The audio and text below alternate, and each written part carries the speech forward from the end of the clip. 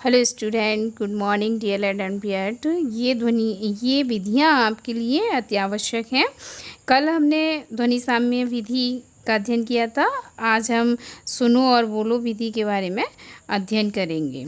सुनो और बोलो विधि प्रविधि मौखिक अभिव्यक्ति के रूप में भाषा शिक्षण में प्रयुक्त की जाती है। यह प्रविधि श्रवण कौशल और भाषण कौशल के लिए अति उत्तम प्रविधि है। इस प्रविधि में शिक्षक बालकों के समक्ष किसी पाठ को बोलता है, इसके पश्चात बारी बारी से छात्रों को बोलने के लिए कहता है।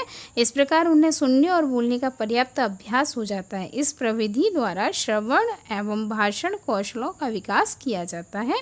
इस प्रवृत्ति को 3 प्रकार से प्रयोग में लाया जा सकता है। पहला, हिंदी अध्यापक कक्षा में छात्रों के समक्ष स्वर, व्यंजन, शब्द एवं वाक्य आदि के बारे में बोलता है।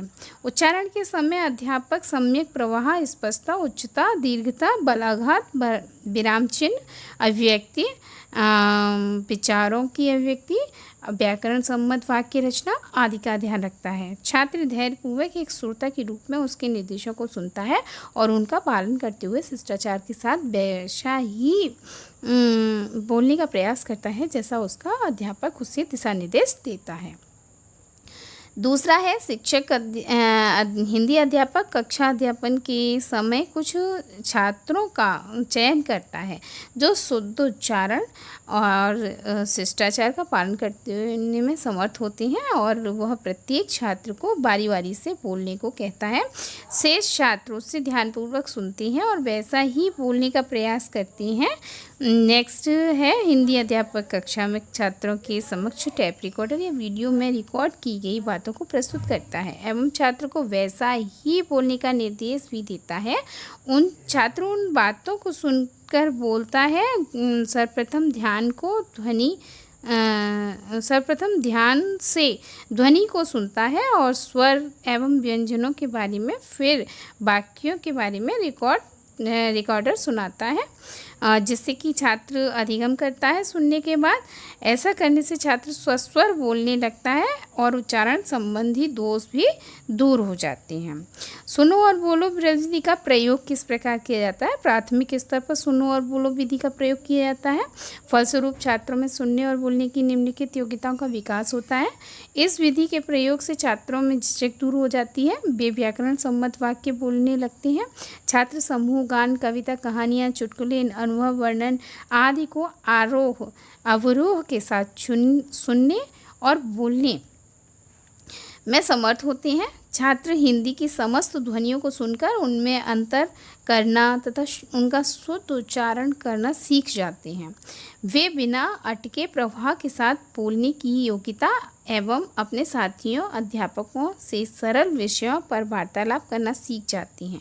छात्र एक श्रोता एवं वक्ता के रूप में शिष्टाचार का पालन करना सीख जाते हैं। सरल विचारों को वे क्रमबद्ध रूप में व्यक्त करना सीख जाती हैं। सुनो और बोलो प्रविधि के गुण। इस विधि के माध्यम से शिक्षक कक्षा में शुद्ध उच्चारण करने वाले छात्रों को चुन सकता है। इस प्रविधि के अभ्यास से छात्रों के बोलने के दोष समाप्त हो जाती हैं तथा उनमें व्याकरण सम्मत भाषा का प्रयोग करने की क्षमता होती है, का विकास होता है। सुनो और बोलो प्रविधि के दोष भी हैं। इस प्रविधि में छात्र को सोचने समझने का पर्याप्त समय नहीं मिलता, इसीलिए वह अर्थ को समझे बिना ही तुरंत ही बोल देता है। यह इस प्रविधि का प्रमुख दोष है। ये थी आपकी सुनो और बोलो विधि।